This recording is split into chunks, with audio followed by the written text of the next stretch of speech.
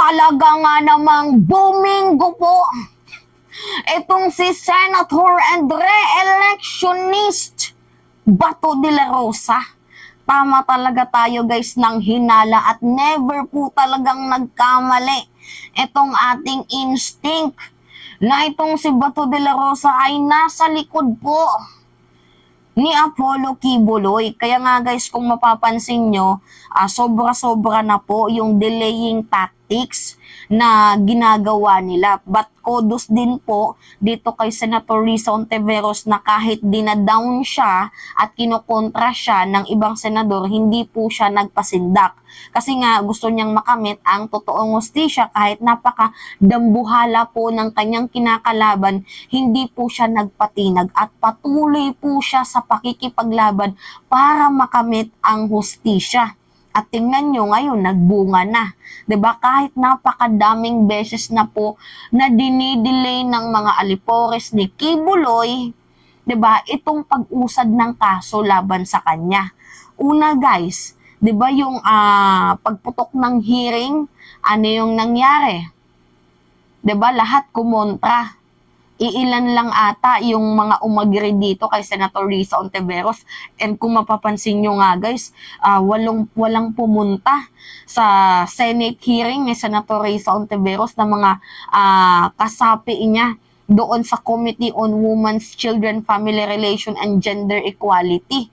'Di ba? Buti pa itong si Coco Pimentel. O yan, si Coco Pimentel, siya po yung pumunta. Ano yung pangalawang delaying tactics nila? Itong si Zubiri. Dinelay po ang subpoena dito kay Kibuloy. Pangatlong delaying tactics nila guys, yung objection.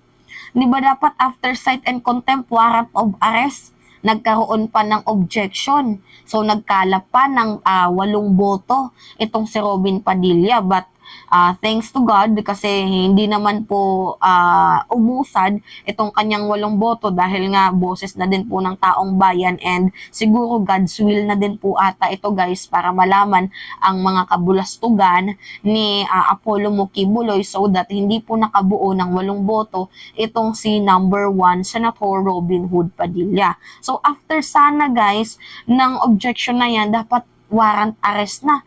Ang nangyari guys, mabait nga naman yung mundo kay Kibuloy. Meron pang show cause order. 'Di ba? So, many times na po nilang dinidelay itong kaso, pag-usad ng kaso dito kay Kibuloy. But kagaya nga ng sinabi ko, lahat ng po yan may time at may time, may oras. So ngayon nga po guys, wala talaga silang choice. Kasi, 'di ba una hiniling ni Senate President Juan Miguel Zubiri na dapat sana magkaroon ng another hearing or magkaroon ng tawag dito show cause order. Pag hindi daw po nagkaroon ng show cause order, saka daw po siya pipirma. Then wala po siyang choice kasi yan po yung sinumpaan niya. 'Di ba? Kahit dapat sana diretso na sa arrest warrant ang ginawa niya, nag-show cause order pa siya and after mag-show cause order, nung hinihingi na po ni Senator Risa Ontiveros ang perma para dito sa arrest order, ang ginawa ni Zubiri, sabi niya pag-aaralan niya daw muna. 'Di ba? So madami ang ang ginagawang pandidelay. Pero sabi nga nila kahit ano pa man ang gawin nila kung ito na talaga ang promise ang nakalaan kay Kibuloy, wala silang magagawa. So ngayon nga guys, ito na po, nagsalita sa press conference itong si Senator Bato de la Rosa na sinasabi niya na itong si Kibuloy daw po, labag daw po sa kanyang kalooban na mahuli. Itong si Kibuloy, di sana hindi ka na lang naging mambabatas kung ganyan lang din naman pala ang ginagawa mo. Nagigets niyo ako guys? Kung ganyan lang din naman pala ang ipapamalas mo sa taong bayan na hindi ka naman para sa mamamayang Pilipino, na hindi ka naman pro-justice, pro-life, pro-people, dapat sana wag ka na lang tumakbo. Kasi ano yung silbi mo as a legislator kung, 'di ba, nanggagago ka lang diyan sa loob ng Senado. So ngayon guys, ito yung kanyang video, panoodin natin ha. Nasaan na yun? Ito. Bagaman nauunawaan umano ng senador na alinsunod dito sa panuntunan ng Senado, aminado siyang labag sa kalooban niya ang pagpapaaresto sa kanyang kaibigan. Personally, pinapaalam ko na mabigat sa kalooban ko.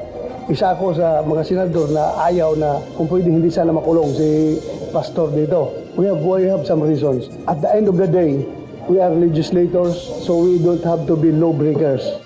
Tama lang. Buti naman kahit papaano nagkaroon ka ng di lang anghel nga guys, no? Nagkaroon siya ng pag-iisip na ganyan. Na we are a legislator. We don't need to break the law. Tama lang kasi mambabatas ka. Ang double standard mo naman, mambabatas ka tapos ikaw mismo ang 'di ba, ang puputol, ang hindi gagawa, ang hindi susunod sa alituntunin ng batas. So ngayon nga guys, ano yung punto dito? Makikita nyo kung gaano po ka-sympathizer, 'di ba? Kung gaano po ka-pro-friends itong si Bato de la Rosa, to the point na sinabi niya na hindi ko gusto labag po sa aking kalooban. 'Di ba guys, nakakagago? Allegedly criminal na nga, sinusuportahan mo pa. 'Di ba yung to the point na sasabihin niya na labag po sa akin kalooban na maaresto si Kibuloy. 'Di ba ang gago? Ang double standard nyo. Dapat sana hindi na lang kayo tumakbo kung ang paninindigan nyo ay para lang sa mga kaibigan ninyo. 'Di ba? Asan yung pagmamahal nyo sa taong bayan? Asan yung sinumpaan ni Digong na change is coming? Kasi yan yung pinanghahawakan nyo, 'di ba? Change is coming. Baka change is coming. Baka yun ata yun. 'Di ba?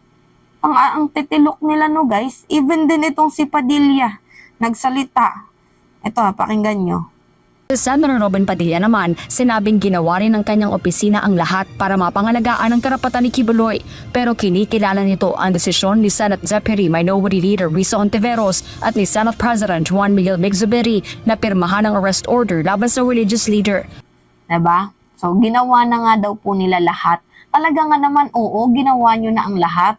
Kaya nga itong si Kibuloy, dumaan na po ito sa due process. Kaya nga kung mahuli man siya, wala siyang rason.